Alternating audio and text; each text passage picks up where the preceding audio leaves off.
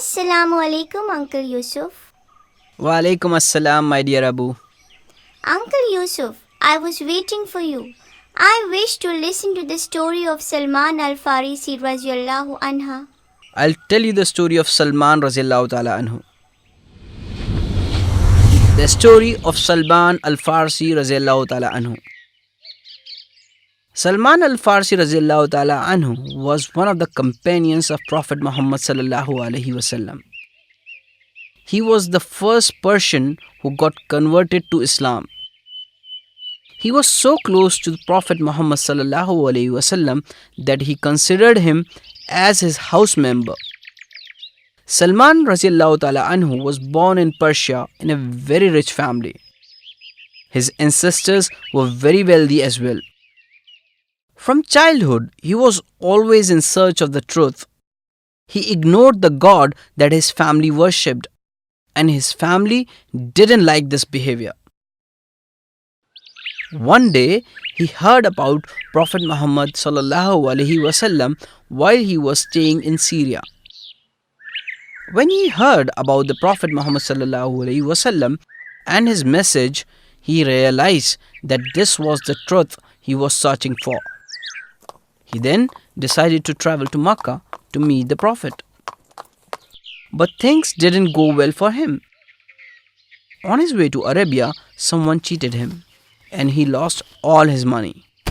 He was then sold as a slave to a rich man in Medina. Salman radiallahu ta'ala anhu, who had lived his whole life as a rich man, now worked as a servant for the wealthy merchant. As a slave? That is so cruel. Yes, Abu. Slavery was quite common in those times. One day, Salman radiallahu ta'ala anhu, as usual, was working in fields of his master. He had climbed a palm tree and he did his chores sitting on top of it. His master was sitting right under the same palm tree. It was then that the master's nephew came running to him. He stood under the palm tree and told the master that Prophet Muhammad sallallahu alaihi wasallam was staying in a nearby place. On hearing that the Prophet was close by, Salman radiallahu ta'ala anhu started shivering in excitement. He was so excited that he feared he might fall from the tree and fall onto his master's head. That's quite interesting.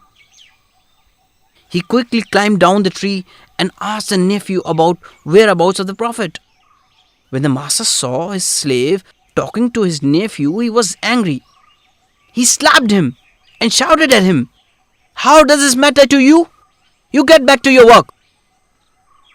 That evening, Salman Al Farisi radiallahu ta'ala anhu gathered some ripe dates and packed it in a box. He silently left his master's house and went to the place where the Prophet was staying. He reached the place and went to meet Prophet. There he met Prophet Muhammad sallallahu alaihi wasallam.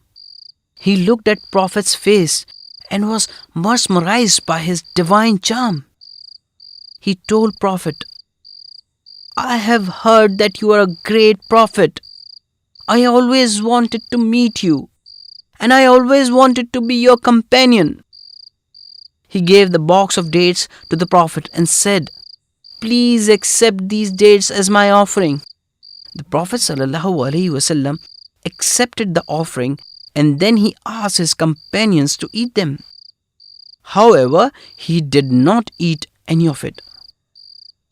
Salman radiallahu ta'ala anhu observed that the Prophet Muhammad ﷺ did not eat the dates. Therefore, he gathered some more dates and went to meet the Prophet again. He met the Prophet ﷺ and said, "I noticed that you did not eat the sadaqah I gave. This, however, is a gift for you." Prophet ﷺ was impressed with Salman radiallahu ta'ala anhu's character and he happily accepted his offering. This time he and his companions ate the dates. The Prophet Muhammad sallallahu alaihi wasallam accepted Salman radiallahu ta'ala anhu as his companion. In the meantime, his master realized that his slave was missing. He went searching for him. The Prophet, when came to know about this, released Salman radiallahu ta'ala anhu from his slavery by paying a price for him. Salman radiallahu ta'ala anhu was so blessed that the Prophet himself helped release him from the slavery. People call Salman Al Farisi radiallahu ta'ala anhu as Salman of Good, as he was very caring and he was concerned about others all the time. He was a simple man too.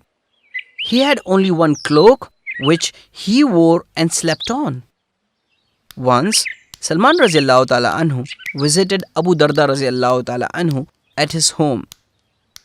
Abu Darda radiallahu ta'ala anhu was also a companion of the Prophet Muhammad sallallahu alaihi wasallam. He found Abu Darda radiallahu ta'ala anhu's wife in a miserable state and she looked very tired. He asked her why she was looking so tired and upset. He understood from her reply that Abu Darda radiallahu ta'ala anhu had renounced all the worldly materials and he lives only with what is just sufficient. At the same time, poverty was striking them from the other side. Salman radiallahu ta'ala anhu decided to talk to Abu Darda radiallahu ta'ala anhu about this and decided to advise him to make a relaxation on his current style of living. When Abu Darda radiallahu ta'ala anhu came back home, he immediately invited Salman radiallahu ta'ala anhu to have the meal. However, Abu Darda radiallahu ta'ala anhu didn't eat any and said that he was fasting. Salman radiallahu ta'ala anhu said firmly, "I swear to you that I shall not eat until you too eat along with me." Salman radiallahu ta'ala anhu spent that night at their home. During the night, Abu Darda radiallahu ta'ala anhu got up to pray, but Salman radiallahu ta'ala anhu got hold of him and said, "O Abu Darda radiallahu ta'ala anhu, Allah has a right over you, your family has a right over you, and your body has a right over you.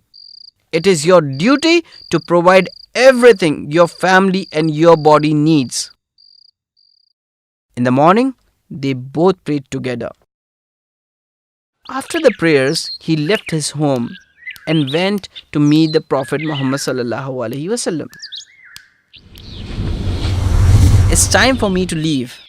I'll tell you another story tomorrow. Ma'as salam. Ma salam, Uncle Yusuf.